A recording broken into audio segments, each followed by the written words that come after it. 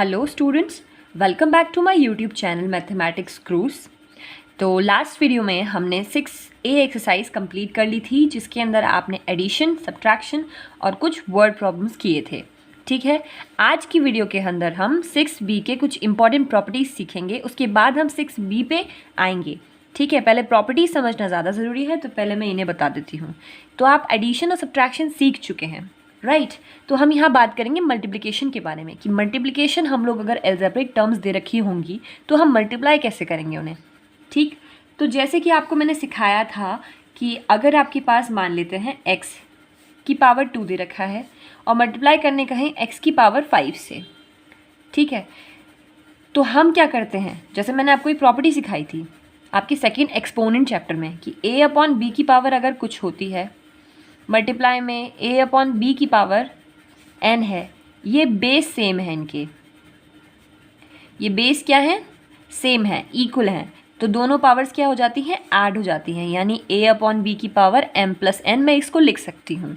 ठीक है, बिल्कुल ऐसे ही मल्टीप्लिकेशन में हम क्या करते हैं, बेसिस देखते हैं।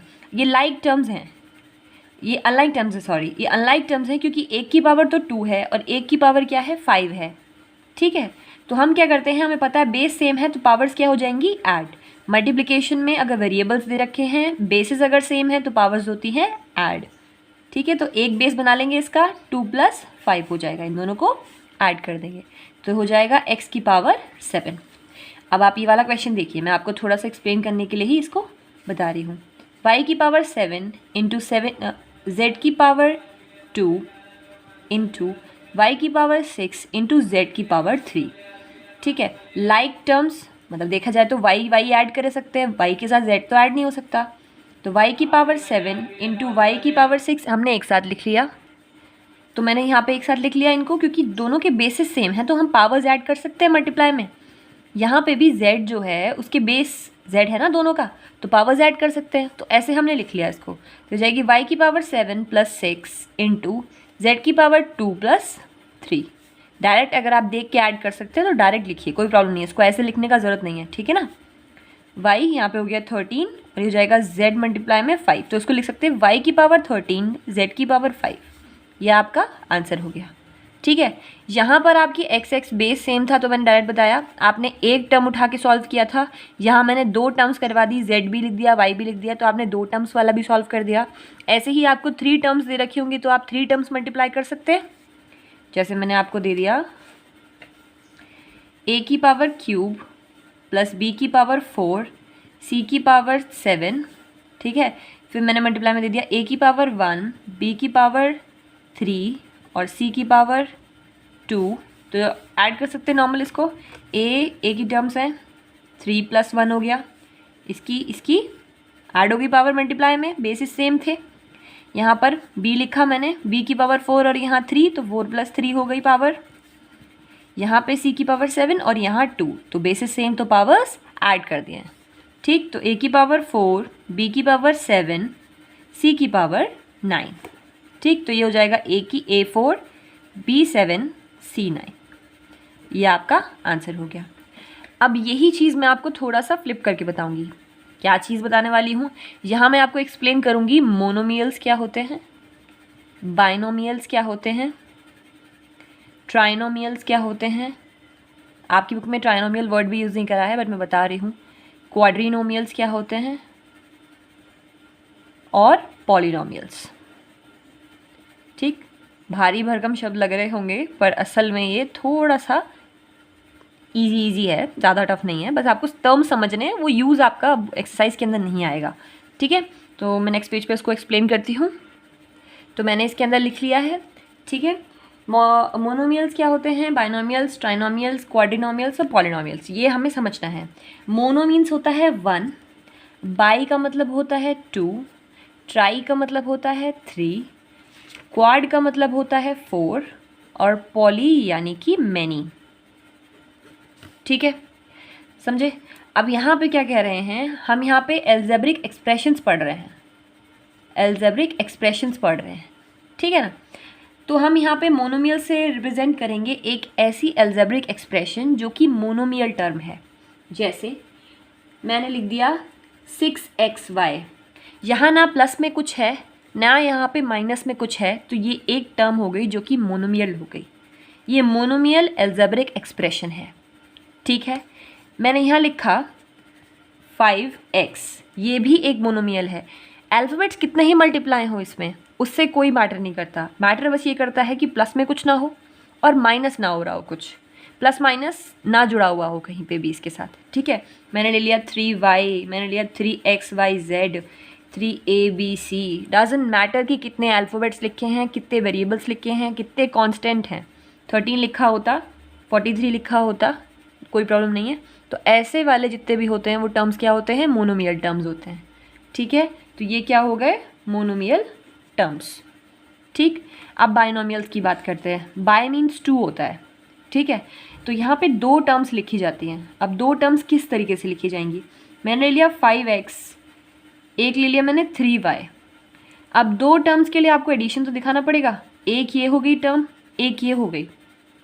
ठीक है, तो ऐसे एक्सप्रेशंस जिसमें कि 2 टर्म्स होती हैं, 2 मोनोमियल टर्म्स जोड़ी हुई होती हैं, वो एक बाइनोमियल टर्म होती है। ठीक है, क्या होती है, बाइनोमियल। इसी तरीके से मैं इसको लिख दूँ 3abc, फिर मैंने लिख दिया 4xyz दे रखा है, इनको प्लस में लिख दो, कोई फ़र्क नहीं पड़ेगा, पर यह है कि बस ये बाइनोमियल टर्म हो गई एक। ठीक है, क्योंकि 2 इसमें टर्म्स लगी हैं, अलजेब्रिक एक्सप्रेशंस अलग अलग हैं। ठीक है, 2 मोनोमियल को जोड़ के बनेगा बाइनोमियल। ट्राइनोमियल में ऐसे ही 3 हो जाएंगी, 5xyz plus 3y plus 7z, ये आपका क्या हो गया, 3 टर्म्स हो गई, तो ट्राइनोमियल्स हो गए।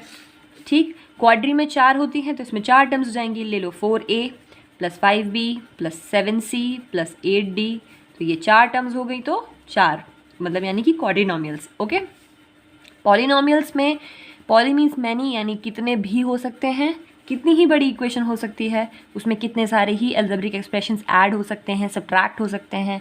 ठीक है, ज़रूरी नहीं एडिशन ही हो, सब्ट्रैक्शन भी हो सकता है। तो ऐसे क्या होते हैं, पॉलिनोमियल्स होते हैं। ठीक, अब हम बात करते हैं इसमें कि हम क्वेश्चंस कैसे सॉल्व करेंगे। सीधा सीधा पॉइंट यही आता है, ये बस समझने की चीज़ें थी। ठीक, कहीं टर्म आगे अगर आती है तो आपको पता चलना चाहिए कि टर्म एग्जैक्टली क्या कह रही है। ओके, तो मैं यहाँ सबसे पहले लिख लेती हूँ कि मल्टीप्लिकेशन कैसे करेंगे।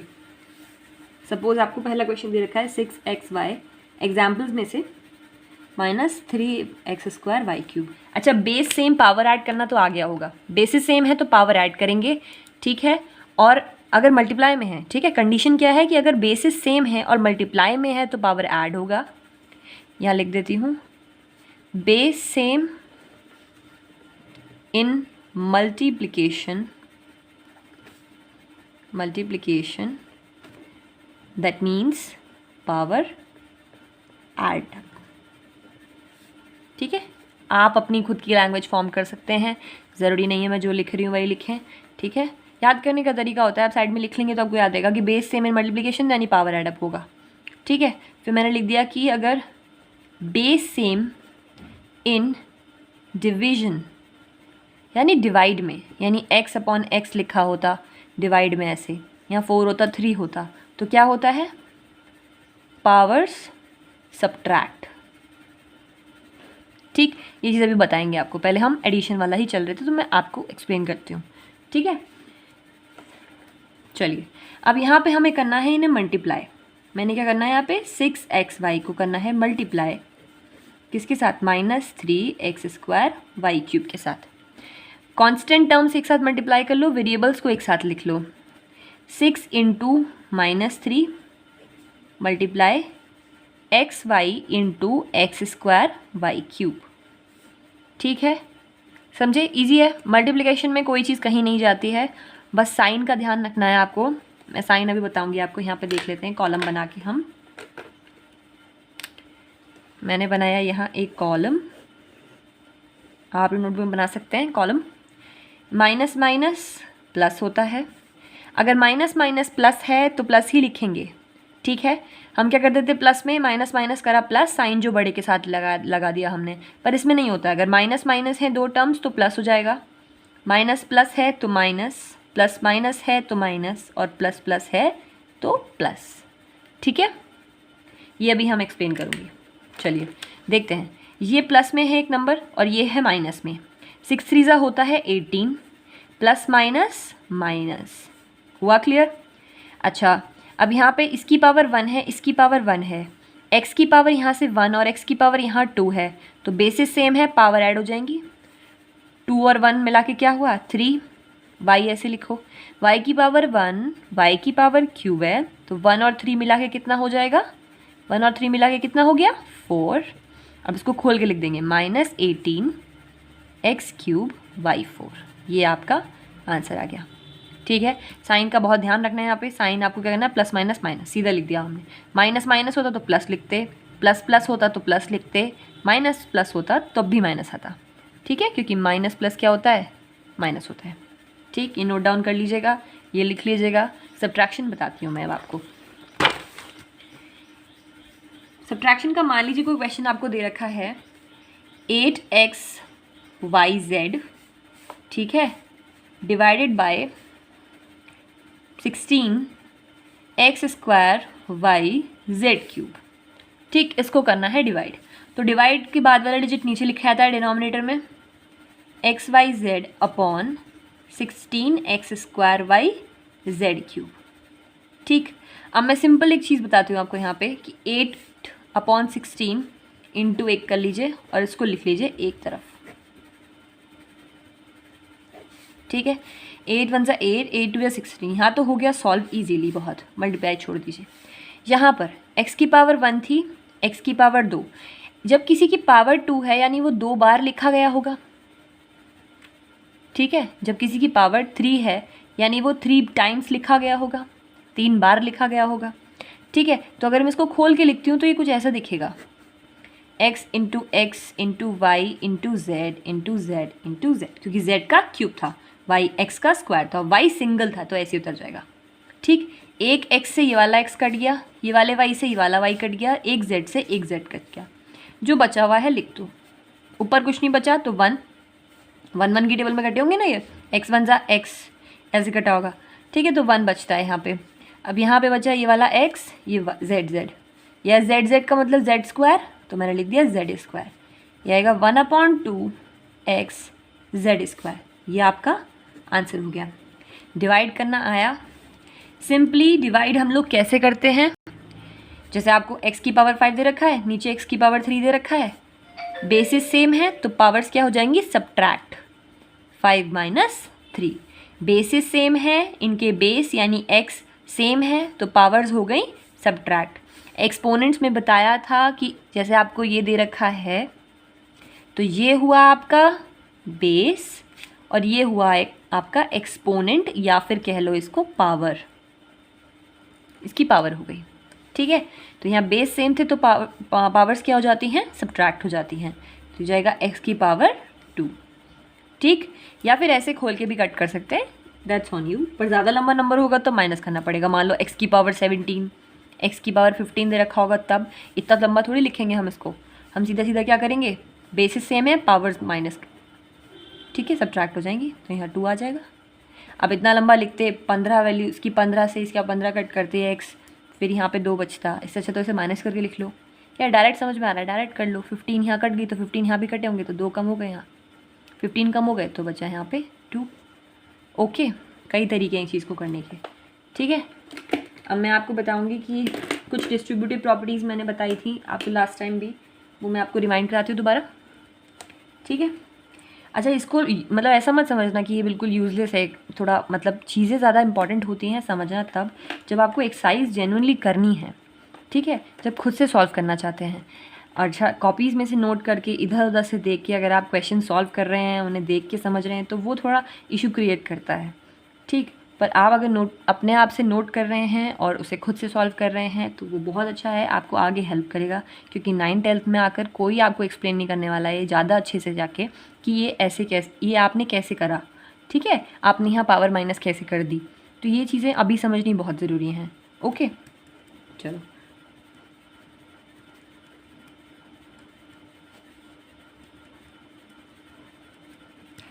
Distributive property. अच्छा, पहले हम सिंगल से बताएंगे, प्रॉपर्टी कह लो, लॉ कह लो, एक ही बात है। ठीक है, जैसे A है उसकी मल्टीप्लाई किसके साथ हुई, B + C।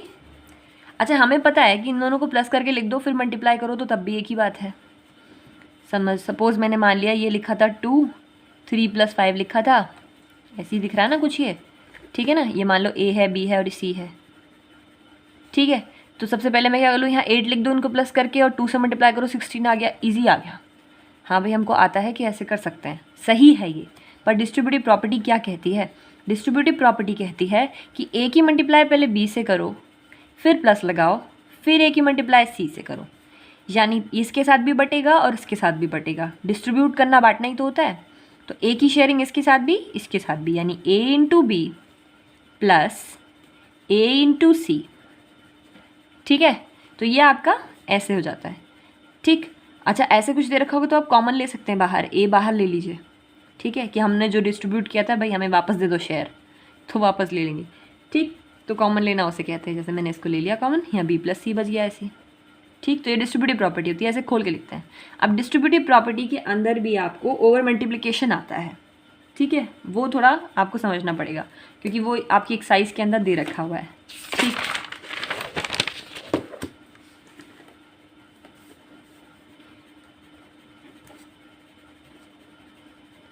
अभी यहाँ पे A लिखा हुआ था सिर्फ, उसके साथ C और D, मान लो A और B की मल्टीप्लिकेशन की जा रही थी, ठीक है। अब यहाँ पे आपको ये भी प्लस में है और ये भी प्लस में है। नॉर्मल आपको दे रखा होता तो आप क्या करते, आप करते इन दोनों को ऐड 5, इन दोनों को ऐड 9, 9 5 45, बिल्कुल सही है। अगर यहीं पर अलजेब्रिक एक्सप्रेशंस लिखे होते तो यहाँ लिखा होता x z स्क्वायर और लिखा होता 2x + 3y। अब इन्हें मल्टीप्लाई करके दिखा दो, क्या आप इसे ऐड कर सकते हो दोनों को? क्या दो अनलाइक टर्म्स ऐड हो सकती हैं? नहीं। यहाँ दो अनलाइक टर्म्स ऐड कर सकते हैं? बिल्कुल नहीं कर सकते, ठीक है। तो यहाँ पहले इसको समझेंगे कि कैसे करेंगे हम ओवर मल्टीप्लिकेशन। तो डिस्ट्रीब्यूटिव प्रॉपर्टी ओवर मल्टीप्लिकेशन है, ठीक।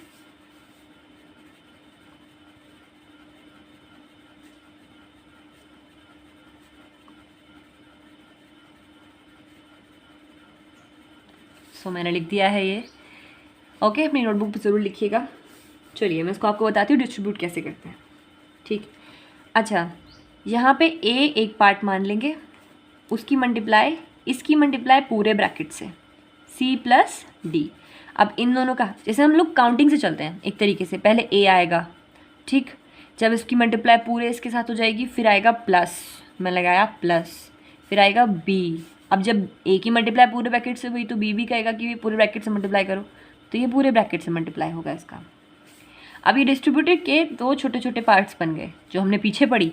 A की मल्टीप्लाई C से करो AC, A की मल्टीप्लाई D से करो प्लस लगा के AD, प्लस B की मल्टीप्लाई C से करो BC, प्लस यहाँ पे हम लोग ऐड करेंगे तो क्या हो जाएगा BD, ठीक। तो ऐसे ही आपका बिल्कुल प्रॉपर्टी खुल गई है, ठीक। अभी इजीली आपको नंबर्स पता होंगे, आप पुट करके कर देंगे, ठीक है। जैसे मैं आपको बता दूँ 2 + 3, जैसे आपको ये आंसर पता था 5 + 4, आपको पता है आप इसे सॉल्व कर सकते हैं इसको इजीली, पर मैं इसको इस तरीके से सॉल्व करके दिखाऊंगी, ठीक।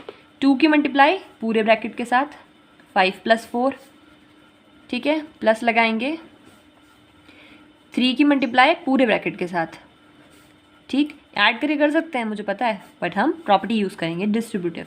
यहाँ ओवर मल्टीप्लिकेशन यूज़ हुई है और यहाँ पे लॉ यूज़ हुआ है प्रॉपर, जो आपका बेसिक लॉ है। यहाँ 2 की मल्टीप्लाई 5 के साथ प्लस लगा के 2 की मल्टीप्लाई 4 के साथ प्लस 3 की मल्टीप्लाई 5 के साथ प्लस लगा के 3 की मल्टीप्लाई 4 के साथ। इसकी मल्टीप्लाई पहले इसके साथ हुई फिर प्लस आया, फिर इसकी मल्टीप्लाई इसके साथ हुई फिर प्लस आया, 3 की मल्टीप्लाई इसके साथ हुई प्लस आया, 3 की मल्टीप्लाई 4 के साथ हुई, फिर यहाँ हमने लिख दिया 5 2 = 10, 4 2 = 8, 5 3 = 15, 4 3 = 12, 18, 27। ऐड कीजिए कितना आएगा ये, this will be 5 1, that is 45 and your answer is matching with that 1, ठीक है। तो इस तरीके से हम इसको सॉल्व करेंगे। तो आज की वीडियो के अंदर बस इतना ही था। आपको बस प्रॉपर्टीज़ याद रखनी हैं, कैसे अप्लाई की गई हैं उन्हें याद रखना है, ठीक है। हमने कैसे डिस्ट्रीब्यूटिव लॉ ओवर मल्टीप्लिकेशन किया, कैसे हमने डिस्ट्रीब्यूटिव लॉ किया, ठीक। मोनोमियल्स, ट्राइनोमियल्स, बाइनोमियल्स, कॉर्डिनोमियल्स, पॉलिनोमियल्स क्या क्या होते हैं, ठीक है। और हम टर्म्स को मल्टीप्लाई करना, जो अलजेब्रिक एक्सप्रेशन में मेन हम लोग का मुद्दा है उसे करना है, वो हम आपको 6B एक्सरसाइज के पहले क्वेश्चन के साथ कल स्टार्ट करवाएंगे, ठीक है। तो तब तक के लिए चैनल सब्सक्राइब कीजिए, लाइक कीजिए, शेयर कीजिए, लोगों को फॉरवर्ड कीजिए और थैंक्स फॉर वॉचिंग। और नोट्स बनाते रहिए, पढ़ते रहिए।